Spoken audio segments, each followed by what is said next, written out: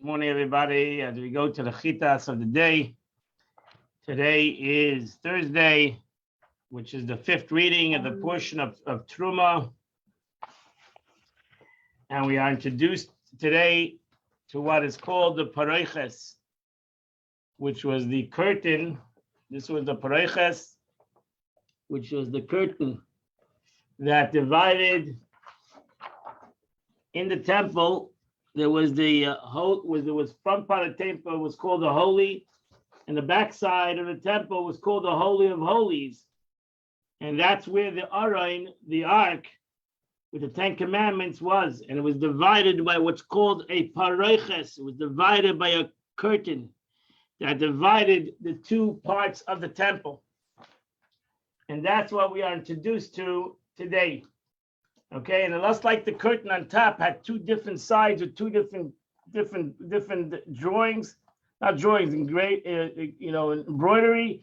So too, the Pareiches also had two different embroideries on each side. So let's do it. Ready? Vasisa Pareiches techeles. You shall make a dividing curtain made out of techeles, purple, and crimson wool, argama telashani, and twisted fine linen. Sheish mazazar, the work of master. Sheish mazazar twined linen. I'm sorry, Maaseh Choshev, the work of a master weaver. Yaseisa keruvim, in a woven cherubim design. Now she says, Pareiches means a machitza, a word denoting a dividing curtain. In the language of our sages, something that separates between the king and the people. Tcheles v'agaman, each type was doubled, and each thread had 6 strands. Maaseh Choshev, I already explained this in verse number 1, that this weaving of 2 walls and the design on both sides of it are unlike one another. One on a lion on one side and an eagle on the other side. Keruvim, you shall make designs of creatures. It's again interesting. The Torah says, again, that's where you see the difference. In the second commandment, you're not to make any design of animals. And here in the Beis Hamikdash was designs of animals. So we see that the Torah, in essence, is not always black and white. And you shall place it on 4 stands of, that's the 4 stands in this picture. You shall place it on 4 pillars of acacia wood, overlaid with gold. Their hook shall be gold, on silver sockets, like the sockets that were in the rest. In the rest of the temple had sockets. The crusher went to the sockets, 2 sockets. This went into one socket. Rashi says, insert into 4 sockets with hooks attached to them. The pillars bent on the top in order to place upon it a pole around it, which with the top of the divided curtain would round. The hooks, I'll show you a picture, it'll make it easier so everybody will understand what I'm talking about. So this is the way it was looked in the inside. This was the hooks on top of the pillars, and this how it went on the pillar.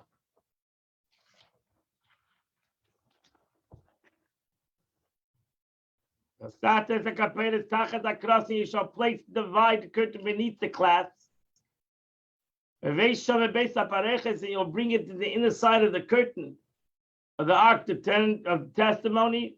And the Pareiches will divide between the holy and the holy of holies. And that was the inside of the holy of holies. So the Pareiches was on the inside, the pillars were on the outside. You shall place the ark cover over the ark of the testimony, holy of holies. And then you shall place the shulchan. So this was the outside of the first part of the Beis Hamikdash. Well, you see the three things were laying there, as the Torah says. So in front of the curtain, front of the pillars, was the menorah to the right, the shulchan to the left, and the mizbeach in the middle.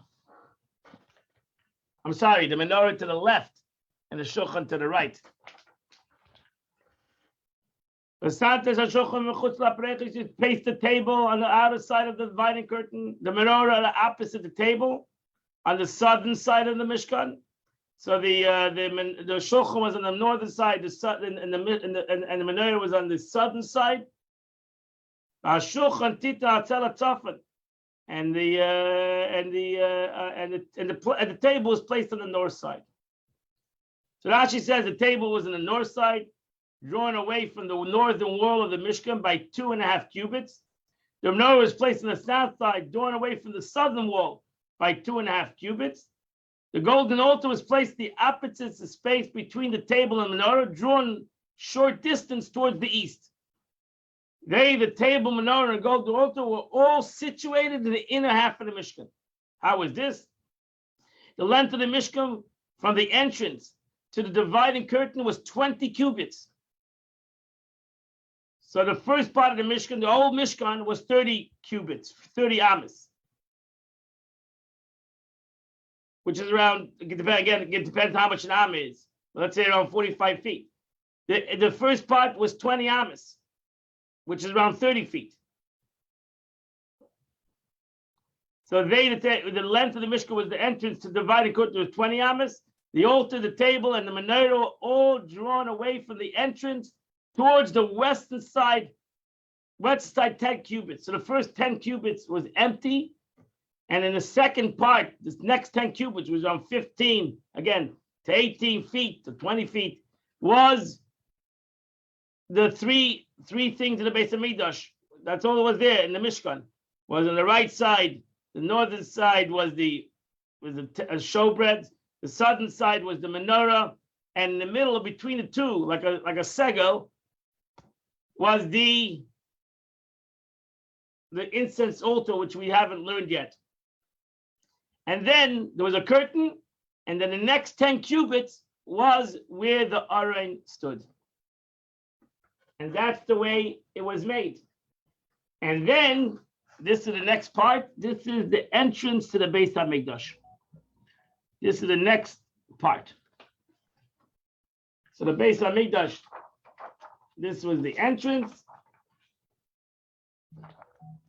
And it had 3 pillars. And self-understood, you had an opening so that the people can get in, push the curtain aside and get in. So that's the way it covered the front of the Beis HaMikdash. That was a doorway to the Mishkan. You shall make a screen to the entrance of the tent. You should make it out of blue, purple, and crimson wool, and twisted fine linen, the work of an embroiderer. Rashi says, "Vayasisa masach vilan," like a curtain that is a protector opposite the entrance, like you made chayta around him.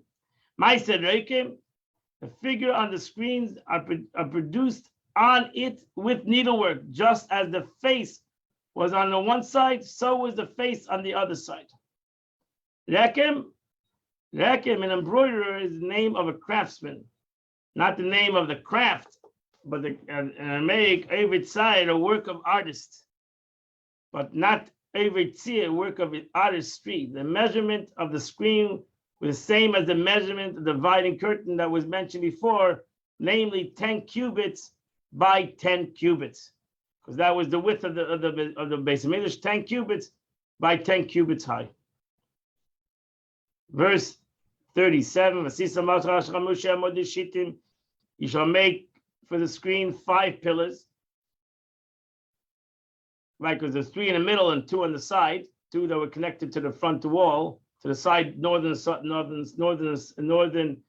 and southern walls. So altogether there were 5 pillars.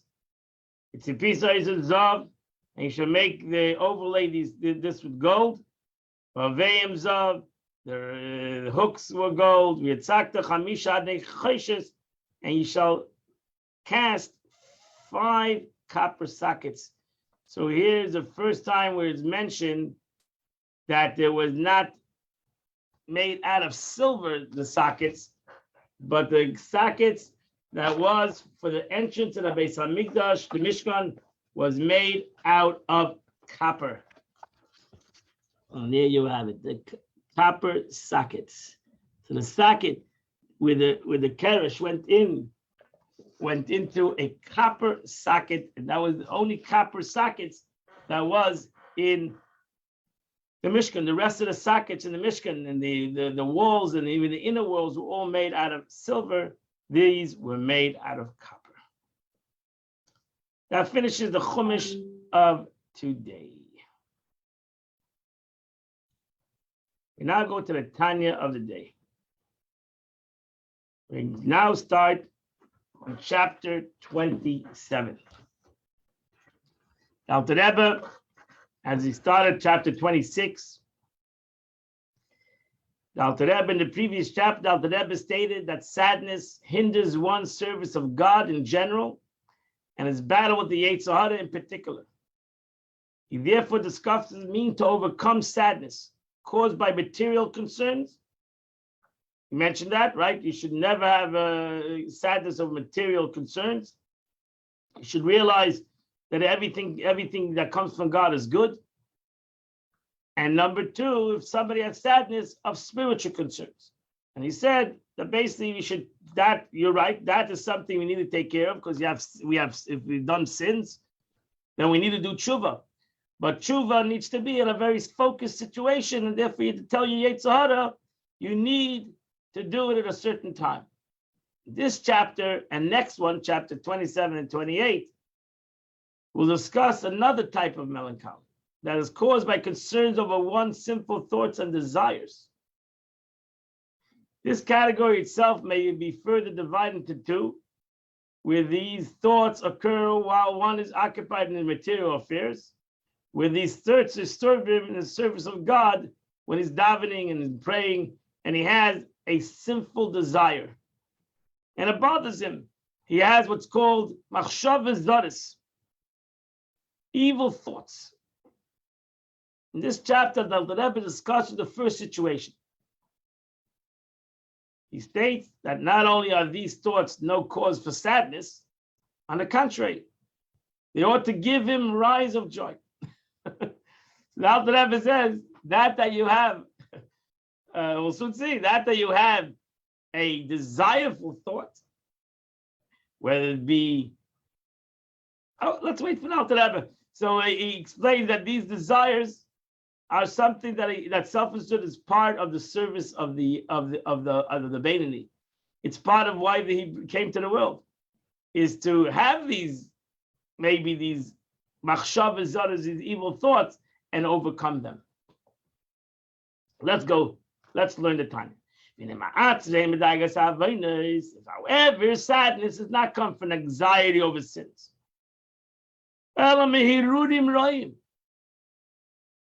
but it comes from sinful thoughts, with taivos rayos, and evil desires that fall in his mind. Things that he looks at, things that he saw. So he now comes in his mind, and it's constantly bothering him. He has these sinful desires. If it's not coming to him while he's davening or learning, it's coming to him in a time when he's busy, he's working. It's his daily affairs, or such a situation. He's working, suddenly he has machshavas zaros. He has sinful thoughts. Adarabba. Yes, a person has to be happy with his lot. That he has sinful thoughts is because we all have a Yetzer Hara. What do you expect? You have a nefesh habahamis. You have an animalistic soul. What means animalistic? Animalistic means that we all have the capacity and the capability to have animalistic thoughts. That's why a person shouldn't think, oh, why am I thinking animalistic thought? What do you mean? You have an animal, you're not a tzaddik. If you were a tzaddik, you wouldn't have animalistic thoughts. That you have animalistic thoughts is because you're a regular person. And why would God give you animalistic thoughts? To prove to you that you can think different, that you can move away your thoughts. How do I prove that I have mind over emotions? Because I have the challenge. That proves me that I have mind over emotions. So to be able to avert his attention from it. I know I have a nefesh habahamis, I have an animalistic soul, and that's going to give me an evil thought. And now what do I do with it? Move it away. That's your avodah. That's what you got to do. L'kayim mashenema. You should do what it says in the Torah. In the Shema. Every day we say this once, twice, 3 times. What do we say in the Shema? You shall not follow after your heart and after your eyes, by which you go astray. Who is God talking to? Who is God talking to when he says you should not follow your eyes and your heart? A person, a normal person that sees something and he says, wow, I like it. And a person that has a heart, has desires, and he has desires. He has desires in his heart. God gave him certain taivas. God gave each and every one of us. He's an equal opportunity challenge giver. And he gave each and every one of us, knew exactly what we're going to desire. Whether it's money, men and women, food, whatever it might be. We have, each and every one of us has desires. And we have to learn how to control those desires. If we don't learn how to control our desires, so what makes us human? Then that's why it's called the nefesh habahamis. If we don't learn how to control our desires, then we're just like a regular animal. What makes us humans is that we have free choice to control that desire which we have. So I'm not denying that I have his desires. I'm just controlling it. That's the pasuk that we say in the Shema is not talking about the righteous people. They don't have desires. The crime zaynim. You're gonna say to a tzaddik that you are easily astrayed by your eyes and by your heart. No, he's talking to a regular guy like me that is easily astrayed by his eyes and by his heart. The Torah is talking to a guy like a Beinani, or even lower than a Beinani. That falls into his mind, enters his mind thoughts, niyuf, immorality, b'machshavtei, in his mind, whether innocent nature or otherwise. We're very visual people. Extremely visual.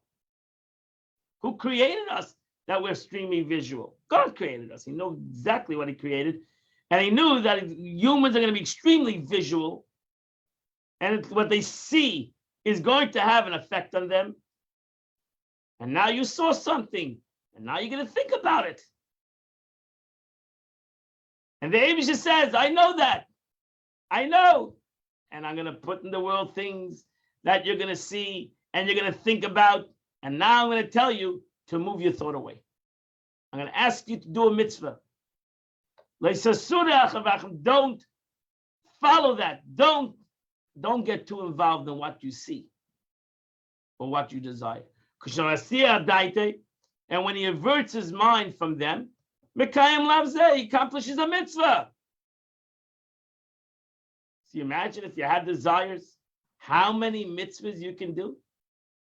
Do hundreds and hundreds of mitzvahs constantly. I'm going to talk because I'm a visual guy, and everything that I see, I think of, and now I said, wait, I'm going to stop thinking of it. I can overcome it. I can push it away. And therefore our sages said, if you push away your thought, is as if you did a mitzvah. That's like doing a mitzvah. To all of us, we're not tzaddikim. That's what I see in my eyes. I move away. That's a mitzvah. Don't think that's not a mitzvah. That's an unbelievable accomplishment for a person like me, who is visual and who is emotional and who has desires. And I didn't do anything. I just moved away in my mind. That's what the Torah says. I looked at it. That I looked at it. That's natural. What do you expect from what do you expect from me? I look at things. So that I looked for it. I shouldn't have looked for it to begin with. But that I looked at it, that already, that's natural. That it comes into my mind naturally from my heart because I have desires, that's human nature. That's who you are. What do you want to be something else? You have to know who you are. So you know who you are. You're a person that has desires. You're a person that is a visual person. So here the Eibishter gave you a mitzvah. The Eibishter, God gave you the capability to do a mitzvah. And the Eibishter gave you the capability to do a mitzvah maybe many times a day. So why are you sad? You should be happy. I'm doing a mitzvah. Therefore, you should be happy. I'm doing a mitzvah. Mitzvah say mamish, like I'm putting on tefillin.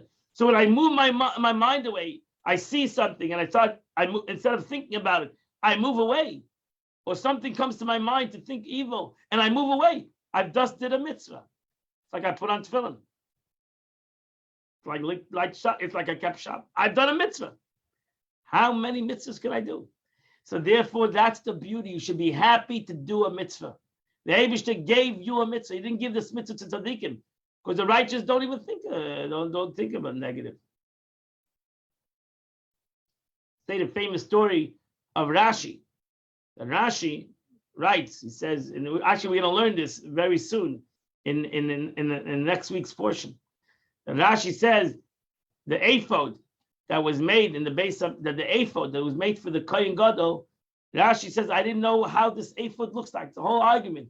How does ephod, this apron, look like?